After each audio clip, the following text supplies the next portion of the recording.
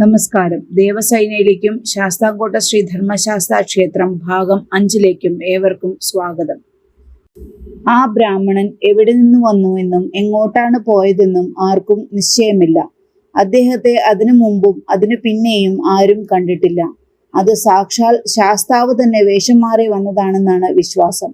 മേടമാസത്തിൽ 10-ാമുദയത്തുനാൾ, അതായത് 10-ാം തീയതി രാവിലെ അവിടെ ചെന്ന് ദർശനം കഴിക്കുക വളരെ പ്രധാനമായിട്ടാണ് വച്ചിട്ടുള്ളത്. അതിനായി ആണ്ടുതോറും അസംഖ്യം ആളുകൾ ഇപ്പോഴും അവിടെ കൂടാറുണ്ട്.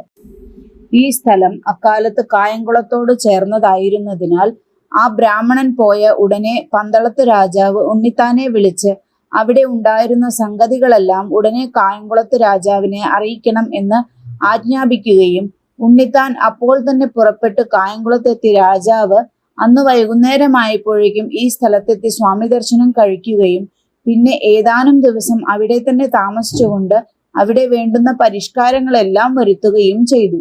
കായംകുളത്ത് രാജാവ് അവിടെ ചെയ്ത പരിഷ്കാരങ്ങളിൽ പ്രധാനപ്പെട്ടവ താഴെ പറയുന്നവയാണ്.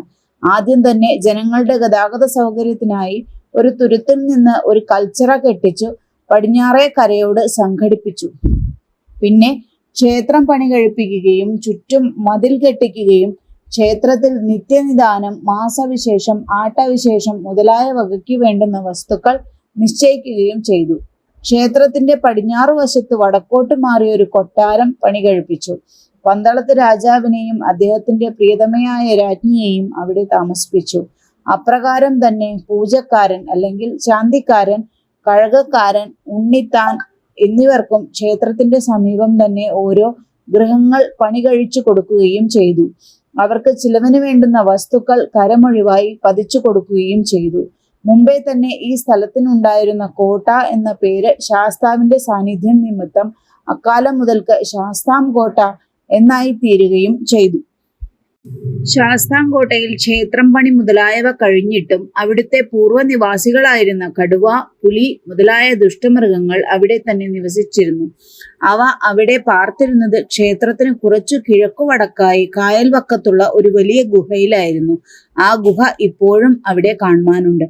ആ ഗുഹയ്ക്ക് പുലിവാരം എന്നാണ് ഇപ്പോൾ പേര് പറഞ്ഞു വരുന്നത്. ആ ഗുഹയുടെ അന്തർഭാഗം ഏറ്റവും വിശാലവും സഞ്ചാര സൗകര്യമുള്ളതുമാണെന്ന് ചിലർ പറയുന്നു. ഒരിക്കൽ ഒരു കടുവ അയ്യപ്പസ്വാമിയുടെ ഭക്തനായ ഉണ്ണിത്താന്റെ ഒരു പശുവിനെ പിടിച്ചു കൊന്നു. അത് സ്വാമിക്ക് ഒട്ടും രസിച്ചില്ല. അതിനാൽ സ്വാമി വില്ലും അമ്പും എടുത്തുകൊണ്ട് പുറപ്പെട്ടു. സകല ദുഷ്ടമൃഗങ്ങളെയും അവിടെ നിന്ന് ആട്ടിയോടിച്ച് കൊണ്ടുപോയി കൊട്ടാരക്കരയ്ക്ക് സമീപം കോട്ടത്തല എന്ന് പറയുന്ന സ്ഥലത്തിനപ്പുറത്താക്കി.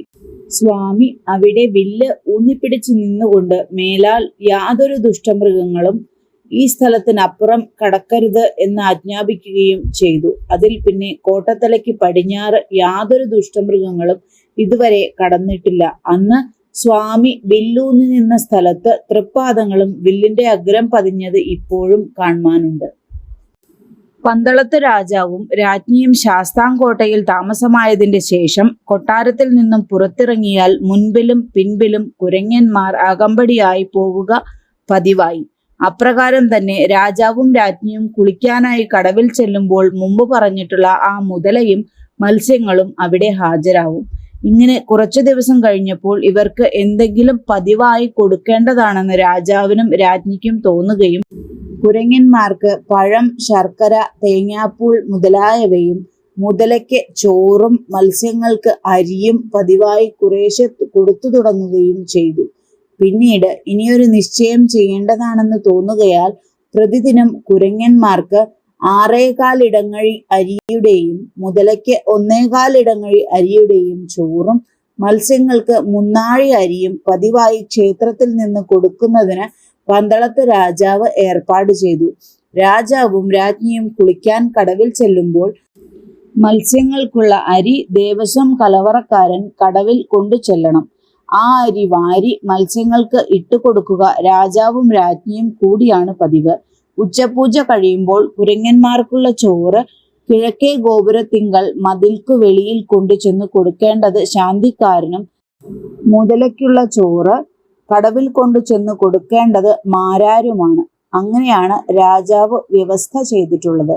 കുരങ്ങന്മാർ ഊണ് കഴിഞ്ഞാൽ കൊട്ടാരത്തിൽ ചെന്ന് രാജാവിനെ കണ്ടു വന്ദിക്കുകയും ഒരു സന്തോഷ ശബ്ദം പുറപ്പെടുവിക്കുകയും ചെയ്യുക പതിവായിരുന്നു.